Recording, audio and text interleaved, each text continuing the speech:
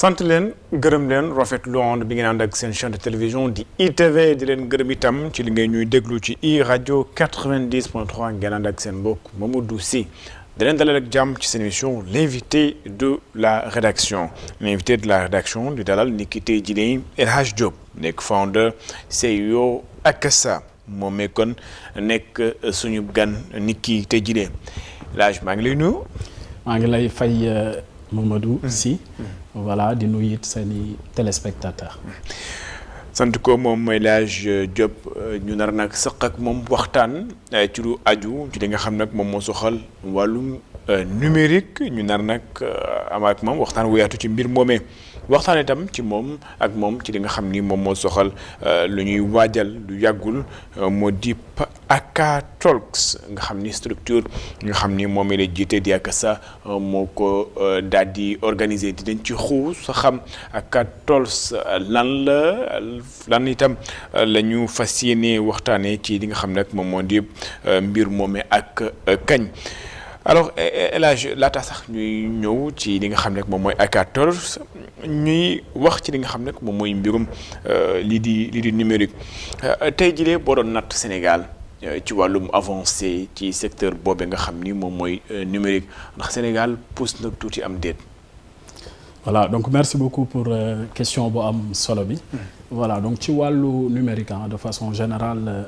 li ñuy seetlu tey mooy loo xam ne dafa egg ci niveau boo xam ne bépp pays da nga ci war a gànnaayu voilà parce que dañuy dem bay waxi arme numérique di nga ko gis même dans l'actualité mondiale actuellement voilà il y a beaucoup de piraterie et cetera entre Iran et puis voilà dans le cadre de la guerre de façon générale voilà donc wàllu numérique bi dafa doon quasiment bokk ci armée réew fi mu toll nii donc suñu waxee loolu mooy place centrale bi nga xam ne moom lay occupé léegi Sénégal nag am na ay jéego yuñ ci teg am na ay jéego yu des donc maanaam am na lu ñu war a yokkaat jéego yuñ ci teg mooy déjà ci vision 2050 bi ñuy wax am na benn pàcc bu ñu tuddee New Deal technologique ak benn vision boo xam ne 2030 la gaa mais quand même buy décliner un peu agenda programmatique gu li nga xam ne moom la ñu bëgg def ci Sénégal li ci am solo nag ci New Deal technologique boobu ci wàllu numérique mooy aujourd'hui posé nañ cadre bi maintenant monté nañ li ñuy woowee aussi conseil national du numérique avec un certain nombre d'acteurs yu bokk ci secteur privé bi yu bokk ci structure publique yi et cetera donc loolu tamit ci wàllu li ñu war a yokk la mooy xam tey lan mooy seen mandat ñu mën a commencer doxal yëf yi parce que biñ leen nommé ba tey ci li ma ci xam voilà gisaguma ay peut-être action concrète yoo xam ne teg nañu ko ba tey donc numérique bi on est très avancé on va dire vraiment ñu ngi ciy góorgóorlu bu baax côté intelligence artificielle bi tous les pans du numérique parce que bari na voilà mais am na ay jéego yu ñu war a teg tamit yu jëm ci start-up acte bi yu jëm ci yeneen jéego yoo xam ne xam naa dinañ am occasion revenir ci gën cee waxtaan gën cee xuus. absolument alors ci xam nga ku wax numérique faa nga wax ci nga xam moom mooy la maîtrise même de l'outil en tant que tel ku wax maîtrise faa mu wax li nga xam ni moom moo di formation ndax Sénégal tey jii yor nañ jumtukaay maanaam bu ñu jumtukaay moo école yoo xam ni dañuy tàggat que ce soit ndaw ñi ci wàllu woowee wala sax école yi ñu yor ci jamono ji ndax méngoon nañu ak doxalin li nga xam ne moom moo di jamono ndax mbir numérique moom bis bu yàlla bu ñuy xëy daal day gën a di avancer.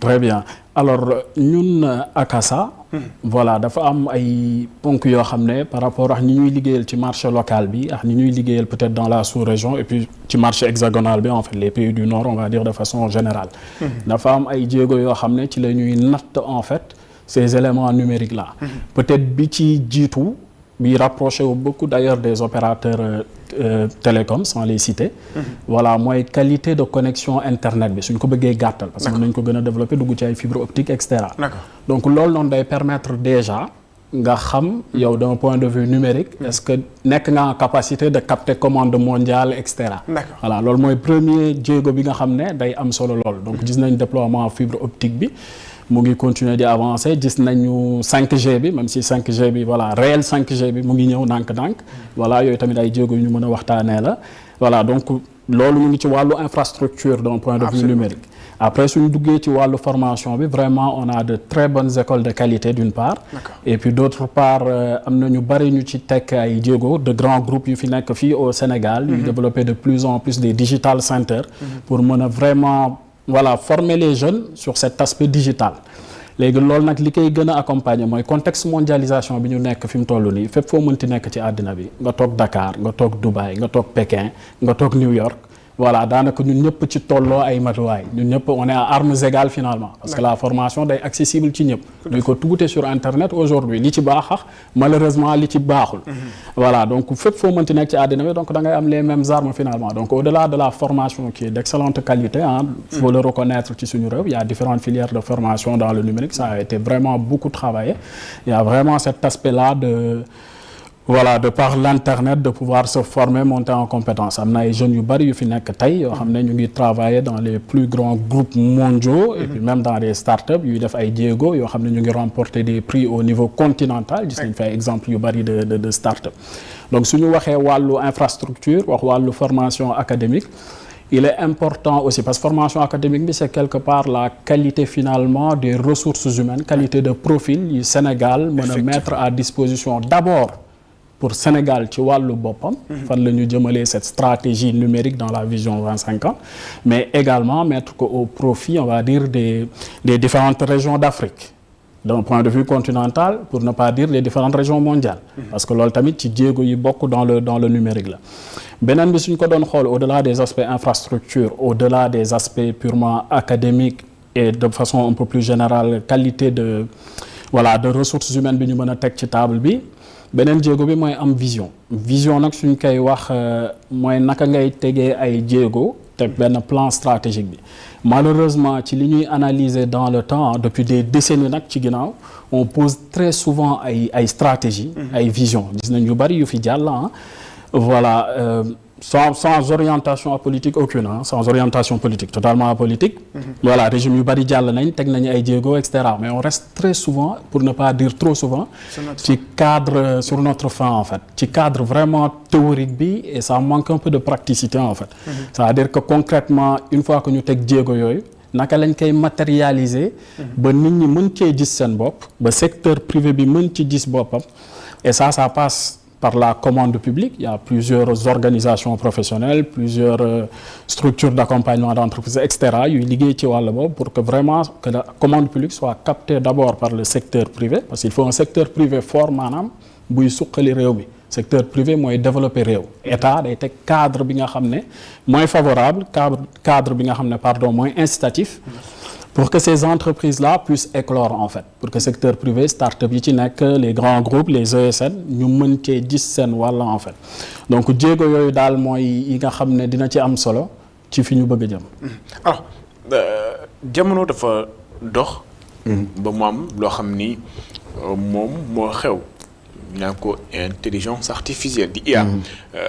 mu am ñoo xam ni seen xam-xam màcc na ci wàllum numérique dañu ne. mbir mu baax la waaye lu ñu war a xoolaat naka la ñuy koy jëfandikoo. ci wàllum intelligence artificielle tey ci jamono bu ñu toll nga xam ni daanaka. day xaw a yombalal yenn ci ay mbir yi naam lu ñu naan c'est outil la boo xam ni du parfait c'est quelque chose à parfaire tey naka le Sénégal war a def wala sax ndax Sénégal préparé woon na d'abord à l'avance à l'arrivée de cet outil-là mooy qui est l'intelligence artificielle. Tout à fait alors très bonne question encore parce que vraiment intelligence artificielle bi bon. Révolution industrielle 4.0 bi ñuy wax en réalité ci intelligence artificielle léegi il y a 2 angles d'analyse bi ci njiitu mooy intelligence artificielle du c'est pas quelque chose boo xam ne léegi nii la. En réalité voilà mat na décennie sax mën nañ ko wax finalement. processus la woon. voilà processus bu doon ñëw la parce que soo koy analyser un peu da ngay dellu ci données volumineuses yi. opérateurs yi ils l'avaient très bien compris dès le départ parce que ñoom quantité de données bi ñuy quelque part engrangé donc dañuy mën a gis en fait nan la ñu mën a exploiter données yooyu noonu ba mën ci tirer dara en fait que ce soit des orientations niveau marketing. des orientations niveau publicité des orientations commerciales ou autres donc volumétrie de données boobu en réalité ça fait voilà plus de 10 ans et voire même plus que nit ñi di ci liggéey xool naka la ñu mën a exploiter ces données là en fait donc loolu mooy li nga xam ne ci la intelligence artificielle di sukkandiku li ñuy woowee maanaam big data et deep learning jàng ba mu jàng ci maanaam dans toute cette volumétrie de données ba dem di am des modèles comportementaux yu jëm ci ñu mu tuddati li ñuy woowee intelligence artificielle générative en fait bi nga xam ne moom moo gën a accessible ci ñëpp donc loolu mooy premier angle d'analyse bi en termes de chronologie si on fait une rétrospective rapide léegi deuxième angle d'analyse bi ñu mën a am ci intelligence artificielle bi c'est comme toute chose en fait en réalité parce que internet bi aussi bi mu ñëwee on s'est posé beaucoup de questions et cetera voilà dina révolutionner affaire yu bari léegi ku ci nekk ni ngay utiliser internet bi finalement am na ñu koy utiliser di ci def lu baax am na ñu koy utiliser di def du gën a moins baax maanaam voilà donc kenn ku ci nekk orientation bi nga ciy jël am na ñoo xam ne dinañ limité wu ci intelligence artificielle bi ci ay créer ay images poser des requêtes et cetera am na ay start-up yu ciy liggéey en termes de formation di former ñeneen yi ñu jëm ci kanam am na ñu ciy liggéey tamit ngir résoudre de vrais problèmes dans la e-santé gis nañ ko beaucoup voilà et d'autres secteurs même dans le cadre de la dématérialisation des procédures administratives voilà yooyu yëpp dans le cadre du New Deal technologique c'est des axes yoo xam ne bind nañ ko ci biir en tout cas et qu'il va être intéressant justement d'un point de vue IA xool comment est-ce qu'on va aller plus vite et plus loin ensemble voilà donc IA bi finalement kenn ku ci nekk suivant orientation bi nga ciy jël bien entendu toujours avec la mainmise de l'État parce qu'il y a un cadre juridique à poser parce que gis nga par exemple les deepfakes de vidéos yi ñuy def et cetera voilà donc kenn ku ci nekk ni ñu koy utiliser donc ñi koy utiliser ci lu baax yi nga xam ne day jëmale kanam que ce soit wàllu éducation santé et cetera voilà loolu la état bi di encourager finalement et puis pénaliser entre guillemets ñi nga xam ne dañ koy utiliser à d'autres fins comme par exemple des fois SMS bi ngay jot wala appel bi kuy passé wu ci opérateur financier pour mën a jël ci yow xaalis yooyu ay affaires yoo xam ne demain IA bi mën na ko lijjanti incha allah. ndax ñun on a été bien préparé face à cela. voilà en fait processus bi. bon réponse bi dina biaisé tuuti parce que day am benn volet objectif ak benn volet subjectif. Tout à fait. li may woowee volet subjectif bi pour commencer par ce point-là mooy soo xoolee dans de nombreux pays. ñoom dès le cursus primaire dañuy initier xale yi ci ay codage et cetera bu ngi commencer ñëw bu baax Sénégal gis naa ay association yu ciy teg ay jéego.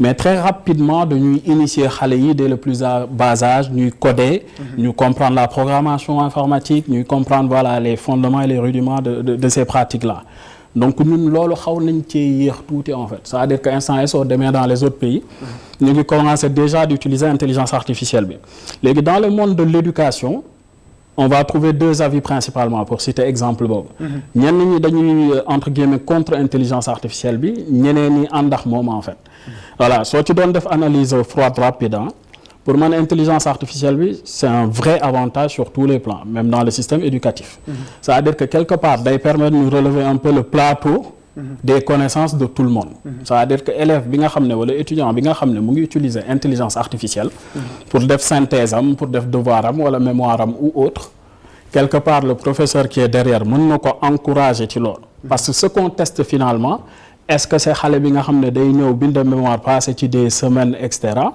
wala sa capacité de compréhension du sujet parce que soo koy interviewer mu ñëw di présenter il n'est plus pas en train de parler ak intelligence artificielle moom ci boppam moo lay tontu te pour nga xam yow ndax li mu lay tontu kii na voilà yow yaa koy poser question mu lay tontu yow donc foofu intelligence artificielle du intervenir donc xale bi suy bind mémoire am li ci am solo mooy suy utiliser it intelligence artificielle bi mu comprendre li ko intelligence artificielle bi di jàngal li mu koy bindaloo li muy bindee requêtes yi de telle façon que ne professeur tamit bi koy lire mu ngi ciy jëlee jàngat et que les questions que lui aussi mu koy poser finalement c'est totalement adapté voilà pour xam na xale bi comprendre na wala comprendrewul finalement même su fekkee ne intelligence artificielle la jaar c'est la même chose que livre bi ñuy lire quelque part qui nous apporte des connaissances intelligence artificielle bi noonu lañ ko war a exploiter pour que mu indil ñu aussi des connaissances. D'accord alors New Deal technologique baat boo xam ni sànq yaa ngi ko doon wax mu ngi ñëwaat baat bi d'abord lu muy tekki concrètement. Voilà, New Deal technologique, bon, si nous disons sur l'aspect nomenclature pure, voilà, étymologiquement, voilà, si on dit le tourbi, ça veut dire quelque part paradigme bu ñuy changer en fait. D'accord. On vient dire qu'on dañu amoon un deal maanaam, un deal bu bees en fait. D'accord. Voilà, dañuy changer doxalin, changer stratégie bi de façon globale donc loolu suñuy traduire littéralement la New Deal. Voilà New Deal technologique bi nag dafa am ay orientation yu bees yoo xam ne day basé wu naturellement ci existant bi parce que on part pas d'une feuille blanche am na ay jéego yu fi jot a tegu. ñu xool naka la ñuy indee paradigme yu bees qui nous permettent d'aller plus vite. bi ñuy introduire le New Deal technologique le ministère a fait une communication officielle avec une vidéo teaser à l'époque boo xam ne day reprendre un peu les principaux points en fait d'expliquer la dématérialisation de ces différentes procédures là ñu ngi ci doon wane entre autres dans le secteur de l'éducation New Deal bi nu muy faciliter nit ñi dans le secteur e-civilité lañ ko woon su ma juumulee ci wàllu papier yi aujourd'hui naka sur une plateforme en ligne nga mën a récupérer lu ci mel ni sa extrait de naissance lu ci mel ni casier judiciaire ou autre ci wàllu santé bi One Health bi comme ça c'est une santé unifiée avec un dossier médical patient et cetera soo nekkee Dakar nga xëy dem Ziguinchor qu'on puisse retrouver ton dossier qu'il n'y ait pas de perte parce que su fekkee ne papier la yooyu voilà avec tout ce qui peut arriver mën nga ko perdre mais vraiment c'est cet aspect finalement totalement dématérialisé et digital voilà la ñuy inscrire maintenant dans cette inscription là naturellement intelligence artificielle bi da ciy jouer lu bari di benn point certain bu mu ciy teg et puis cette forme là de voilà d'unifier d'être sur un seul référentiel d'interconnecter li ñuy woowee différents services yi finalement am ce qu'on appelle le e-citoyen central c'est-à-dire comme si finalement dañu am ku ci nekk sa passeport numérique bi nga xam ne ci la ñuy rattacher tes données de santé tes données biométriques tes données personnelles voilà ton affiliation wax yu mel noonu day permettre justement que ñu simplifier dem sur des modèles technologiques beaucoup plus évolués yu ñu gis un peu partout dans le monde am dëkk yoo xam ne soo fa wàccee automatiquement scanné nañ la xam nañ yaay kan foo jógee na xam nga visa valide et cetera en fait alors que mosoo rencontrer peut-être un agent assermenté ku mel ni policier wala loolu boo xam ne analyser na kat nga donc ci loolu noonu la ñu jëm véritablement ci unifier et puis doon benn système uniforme alors ma fàttali leen El Hadj Diop di founder CEO Akasa ngi waajal li nga xam ni moom moo di ñetteelu édition Akasa Talks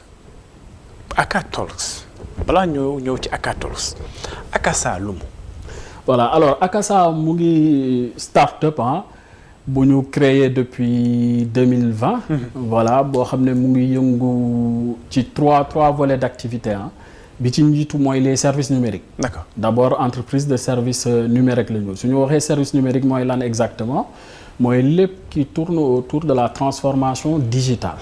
mooy également tout ce qui va tourner autour de l'intégration de l'intelligence artificielle. D'accord. Ça va du développement web au développement mobile à la consultance voilà sur de l'opérationnalisation des procédures digitales.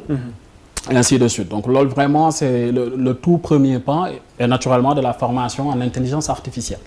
Le deuxième pan également mooy li ñuy woowee structure d'accompagnement d'entreprise.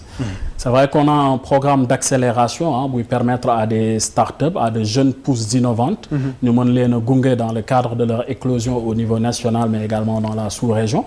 Voilà pour permettre véritablement à ce que ñu asseoir seeni produits ak seeni services mën a développer wu donc ce qu'on appelle les programmes d'accélération classiquement. Troisième volet bi ñuy couvrir aussi mooy l'agence communicationnelle et événementielle. bi nga xam ne dinañ gunge ay un certain nombre d'événements ci écosystème bi. voilà lu ci mel ni ay symposium ay hackathon ay conférences comme yi ñuy def hackatalks yi nga évoqué tantôt yi nga xam ne xëy na dinañ ci gën a yaatal donc. Voilà, essentiellement loolu la ñuy def avec cette spécialisation en ingénierie des systèmes d'information, mais également en transformation digitale et pour finir en intelligence artificielle. D'accord.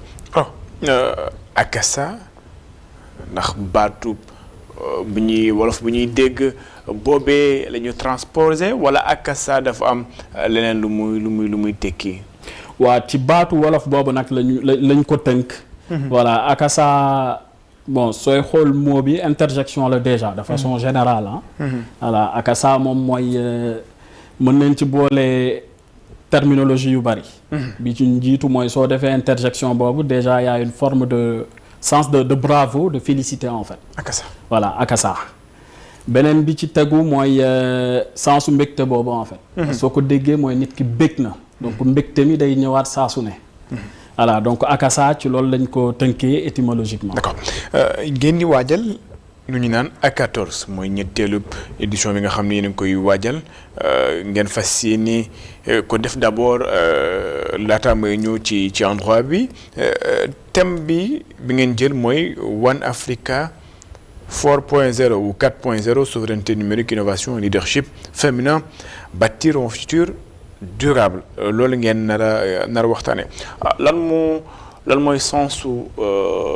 thématique bi d'abord ci li nga xam ne moom ngeen jàppaatum ren ji ngeen nar ko waxtaane ak fan ak kañ d'abord ngeen koy waxtaane. Voilà, Inch'Allah, ñu ngi koy waxtaanee ci samedi 28 juin à partir de 15h au cinéma Sea Plaza Siznum Hotel. Thème bi li ko tax a jug déjà série de continuité la. Parce que bii mooy 3e édition bi ñu jëm. On organise 2 éditions par an au mois de juin et au mois de décembre. Donc édition wu 28 juin bi il y a des termes qui reviennent à chaque fois. Donc yaa ngi koy bamtu léegi. Donc wax nga waxi innovation. wax nga waxi leadership féminin. wax nga waxi inclusivité. donc ñett yooyu c'est un dénominateur commun ci ñaar yi fi jot a jaar ak bii ñu jëm nii. léegi sur le thème en tant que tel One Africa 4.0 souveraineté numérique leadership féminin innovation bâtissons ensemble un futur durable. li ko tax a jóg mooy on a analysé un peu les défis et enjeux. d'abord du secteur numérique. et d'un point de vue plus général yi nga xam ne ñun sénégalais ñun africains moom la ñuy jànkonteel jamono jii ñu toll nii. li koy findeel mooy dañ ko inscrire sur 5 sous-thématiques. ak 2 panels. 5 sous-thématiques yi bi ci ñiitu mooy New Deal technologique. On voulait vraiment parler de cette révolution technologique là qui est fondamentale aujourd'hui jamono ji ñu toll fii nii ci Sénégal mais ci Afrique de façon globale. Et on a décidé d'y rajouter révolution technologique et industrielle. ñun c'est intimement lié. donc loolu dinañ ko waxtaanee ci bi ci jiitu à travers des speakers. beneen bi ci topp mooy méga événements sportifs. voilà méga événements sportifs nag li ko gën a tax a jóg mooy JOJ 2026 yii ñu jëm. voilà où on est à un peu moins de 500 jours. CAN 2025 bi ñuy organiser Maroc. ak Coupe du Monde 2030 bi nga xam ne Maroc dafa bokk ci ñi koy co-organiser en tant que pays africain. di ko organiser ak ñoom Portugal et Espagne. Effectivement. Voilà donc il était important que sur la 2e thématique ñu revenir sur ces aspects-là. parce que non seulement catalyseur d'économie la forcément. mais c'est également catalyseur de soft power d'innovation parce que. àddina bi yëpp day jël ay bëtam teg ko ci Sénégal nag nu muy capitaliser ci loolu la ñu war a waxtaanee en fait mu bañ a doon événement boo xam ne day ñëw dem de point de vue infrastructure ñu teg ay stade et cetera mais il faut qu'on ait une vision vraiment un peu plus lointaine. mën nañ ci suqali tourisme bi mën nañ ci suqali d'un point de vue culturel d'un point de vue artistique et cetera pàccu réew mi yëpp am na wàll ci JOJ 2026 bi. te loolu noonu la ñu bëgg a fësal ak findeel ci Akatalks yi en tout cas sur la 2e sous-thématique. 3e sous-thématique bi vision Sénégal 2050 la l'idée mooy vraiment de challenger cette vision là donc ñun dans l'idée dañuy créer toujours cette passerelle entre le monde académique. le secteur public le secteur privé la société civile et finalement toutes les parties prenantes de cet écosystème là. xool d'un point de vue global naka lañ koy challenger c'est-à-dire il n'y a pas que des représentants de l'État qui sont présents ñun ci Akatalks en termes de speakers. On a également toutes ces parties prenantes là qui sont présentes. D'accord ñuy joxe seen xalaat et surtout qui disent finalement ñoom lan la leen amal comme njëriñ. et qu'est-ce que ça leur apporte. par exemple le secteur privé très concrètement ci yooyu ñuy waxtaanee léegi les 2 sous-thèmes yi des benn bi mooy intelligence artificielle africaine réappropriation du narratif. li taxoon ñu bëggoon dem ci loolu mooy wax nañu waxi données tout à l'heure volumétrie de données actuellement intelligence artificielle yi sooy xool ñoom ñëpp dañu tourner vers des volumétries de données on va dire caucasiennes yoo xam ne c'est orienté en tout cas pour les pays du Nord de façon globale on parle de l'Amérique de la Chine en priorité et puis du continent européen et malheureusement très peu de données on va dire à l'échelle africaine te loolu noonu c'est impératif en fait pour ñun ñu bañ a rater coche 4e révolution industrielle bi en fait c'est-à-dire tey sooy def ay requêtes et cetera nos cultures africaines ne sont pas suffisamment représentées soo bëggee am des données qui sont orientées par exemple sur le Sénégal ou d'autres pays d'Afrique on parle des 54 pays de façon globale da ngay am très peu de représentativité en termes de données te loolu ñun ñoo koy liggéey ces données là ñun ñoo ko ciy dugal ñun ñoo koy def te loolu Sénégal état bi da ci war a taxaw pour que on soit représenté sur cette 4e révolution et que l'Afrique ne soit pas le continent toujours qui subit mais bii pas à armes égales qu'on puisse poser également ay jéego yu leer. Et donc pour terminer sur la cinquième sous-thématique, hein. Allez-y. Voilà, donc on a décidé de parler des objectifs de développement durable. Des objectifs de développement durable et puis des urgences climatiques. Parce que xam nañ ne li ñu ci dese bariwul. Voilà, te objectifs de développement durable yooyu il faut les atteindre. Ndax ñu bàyyi fii réew moo xamante ne suñuy doom ak seeni doom. dinañ ci mën a dund mën cee nekk dans de très bonnes conditions. loolu mooy suñu legs pour les futures générations. Et c'est ce qu'on peut faire de mieux. am na loo xam ne daf ma attiré ci thème bi. da ngeen wax leadership waaye da ngeen ci teg féminin. lu tax ñu waxoo leen leadership tout court mais vous avez préféré de dire leadership féminin. Voilà. wala da ngeen di beral loxo soxna yi. dañuy beral loxo soxna yi je le dis et je le dis volontairement. D'accord. Voilà, bon déjà sur deux aspects, hein. On va dire d'un point de vue déjà programmatique et puis d'un point de vue également nu ñu koy fësalee parce que mën nañu ko wax sans pour autant teg ay fil yu leer ci table ci lu ñu bëgg a def. Très effectivement.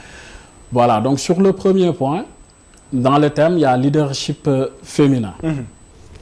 Dans l'organisation en tant que telle, sur les panels, on a 2 panels yoo xam ne il y a que des femmes comme panélistes.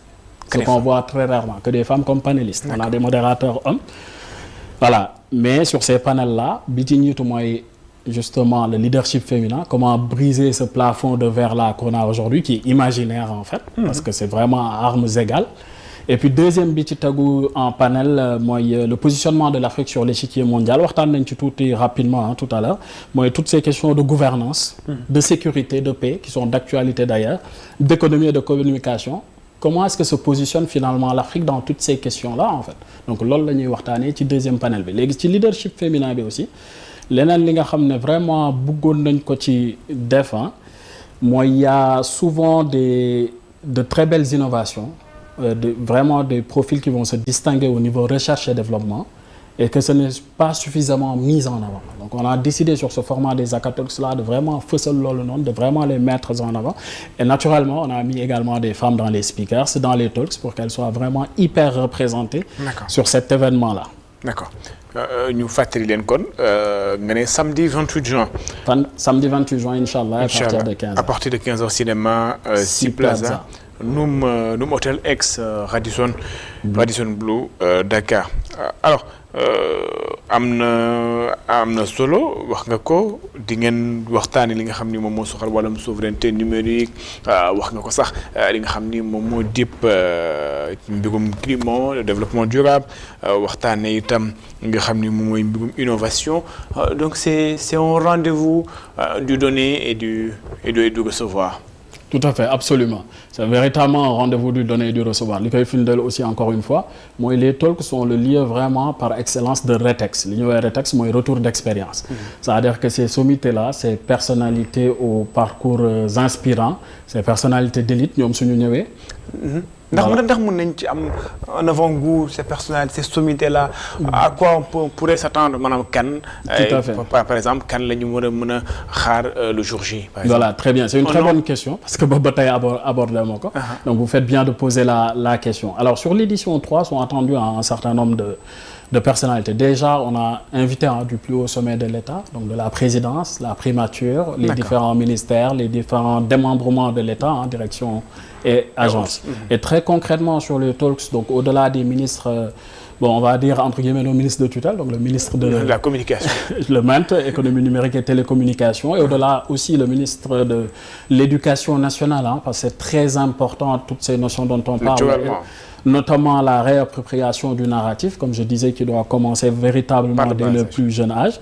Dafa amoon solo trop sur ces profils-là qu'on commence par inviter, en tout cas, même s'ils ont été tous invités, à l'instar du ministre côté commerce qui sera également présent. Voilà. Il y a les directions de l'économie numérique qui va faire qui va parler du New Deal technologique. D'accord. On a l'occasion de recevoir monsieur Samba Sène, le coordonnateur central également du programme d'accélération de l'économie numérique du Sénégal. Voilà, qui donne cette vision challengée également dessus. La directrice du secteur privé du ministère. Voilà, un peu côté État. Après, on a voulu également beaucoup faire représenter les jeunes. On aura l'occasion de recevoir Madame Sophie Gueye, Espoir. Racines de l'espoir. Voilà, qui est les racines de l'espoir, très bien. Et qui est ambassadrice également au niveau du COJOJ, voilà, par rapport aux Jeux Olympiques 2026, donc pour toujours être dans le cadre des thèmes que l'on présente. Voilà, entre autres, et puis d'autres personnalités de tous bords finalement, et puis d'Africains. On va recevoir aussi des autres pays, à l'instar des éditions précédentes d'ailleurs. On avait eu la chance de recevoir voilà, des personnes du Maroc, de Dubaï, etc. Mais vraiment avoir une représentativité au niveau de l'Afrique, mais surtout avoir voilà, des parcours inspirants en fait, parce que la jeunesse en a besoin. Absolument, absolument. On avait eu l'occasion de recevoir le conseiller technique de Monsieur le Premier ministre Ousmane Sonko sur la précédente édition, l'édition 2, sur la toute première, on avait eu entre autres le président de Gaïndé 2000, M. Ibrahima Ndour et Diagne, etc. Donc vraiment, on reçoit des personnalités. C'est des références aujourd'hui pour la jeunesse africaine, mais également de façon plus globale, on va parler aux jeunes, aux moins jeunes et aux plus jeunes en réalité. Absolument. Donc tout le monde est bienvenu à cette 3e édition des Akatolks. Alors, Akatolks, suñu ko defee ba noppi, on s'attend à ce qu'il y ait lan la ñuy xaar ndax dañuy naan day am des documents de référence yoo xam ni dañ koy bind xaatim ko jëbal ko autorités yi. Après ces discussions là, qu'est-ce qui doit suivre? Très bien. Bon, c'est une très bonne question parce que c'est exactement ça qui va suivre en réalité. Voilà, donc dañuy def un format qui va beaucoup s'apparenter à un livre blanc qui consolide un peu li nga xam ne moom la ñu waxtaane. Voilà, donc dans ce livre blanc là, vraiment dañuy revenir sur les talks, sur les panels, toutes les choses importantes finalement yi nga xam ne jot nañ ko waxtaane. Li ci gën a am solo nag ci ouvrage boobu noonu ñuy def mooy dañu bëggoon, comme on parle beaucoup d'inclusivité, vraiment que toutes les parties prenantes de tous bords, qu'il n'y ait pas ce ressenti-là en termes de fracture numérique. Li ñu def nag foofu innovation bi mooy permettre kenn ku ci nekk mën cee jot. lu ñu ciy jotee dafa am benn système boo xam ne ça permet de par le magazine nga mën a accéder soit en wolof, soit en anglais, soit en français. D'accord. te li ñuy ñaan mooy dem vers les autres langues vernaculaires. te demain ñu mën ko def ci joola, ci séeréer, ci pulaar. Voilà, etc. et toutes les autres langues de nos frères et sœurs. Et puis de façon globale, pourquoi pas en swahili et puis lingala, etc. Pourquoi pas. Et yeneen langue yi ñu am yëpp. Beneen bi aussi mooy toujours de par ce même système là, on a possibilité de seetaanaat toutes les vidéos qui sont passées dem ci profil nit yi nga xam ne ñoo présent woon sur les intervenants en tout cas ci Akatolks yooyu, et puis dernièrement aussi pouvoir réécouter podcast yi nga xam ne même su fekkee ne mënoo lire mën nga ko déglu ci langue bi nga xam ne yow ci nga nekk à l'aise. Soo ko dégluwulee tamit mën nga ko seetaani et cetera. Donc finalement dañuy inclure toutes les parties prenantes pour que ce soit accessible. El Hadj Diop, founder CEO Akassa, nekkoon kon suñu gan ni ki tey ci invité de la rédaction. ñu ne ma waxtu wi jeex na, on va la nga tàggatoo. Voilà, donc merci beaucoup déjà ci invitation bi ma koy rafetlu bu baax. Donc di invité ñëpp tous vos téléspectateurs ci édition 3 wu Akatolks ci ñu jëm ce samedi 28 juin à 15h. L'entrée est gratuite? Oui, c'est gratuit, mais sous inscription et les places sont limitées. Voilà, donc il faut aller s'inscrire en ligne très rapidement sur nos sites officiels. Donc képp ku ci tapé sur internet Akatolks ou Akassa avec 2 A à la fin, AKA2S2A. Voilà, di nga accéder sur nos différentes pages de réseaux sociaux, également sur le site officiel des Akatolks là pour pouvoir se préinscrire. Voilà, et puis mën cee accéder. Donc terminer par voilà, encore une fois vous remercier et puis voilà, encourager, faire un clin d'œil équipe Akassa yi, parce que là on est sur la dernière ligne droite. Et boobu ba tey on se donne à fond pour vraiment être à la hauteur de ligne ñuy xaaree. Ñu def ko ci édition 1 bi mu réussir, ñu def ko ci édition 2 bi di ñaan yàlla mën ko def aussi ci édition 3 bi. Merci beaucoup. sant ko gërëm ko moom El Hadj Diop nekk founder CEO Akassa, sant leen itam gërëm leen. Seen émission l'invité de la rédaction jeex na. Dana jox dig daje ci beneen numéro ak beneen gan. Jaa ngeen jëf.